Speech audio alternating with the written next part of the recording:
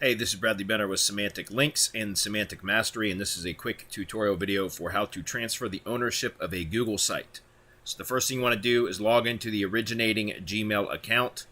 Then you want to go to sites.google.com, and you want to click on the site to open up the editor.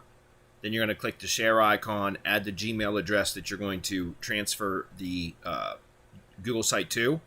Click send. After you click send, you're going to click back into the share icon.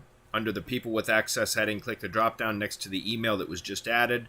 Select transfer ownership and then click send invitation. So I'm going to walk you through these steps right now.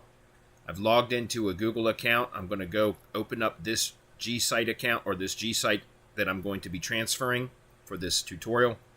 We're going to click on the share icon. Then I'm going to paste the email address in that I'm going to transfer it to. So let me grab that email address. Paste that in. Click send. Click the share icon again. Go next to the email that was just added. You want to click the drop down, transfer ownership. Click send invitation.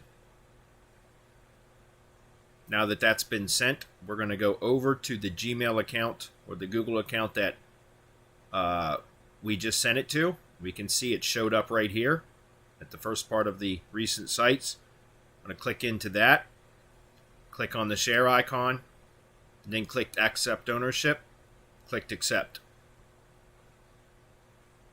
Then I can close this out.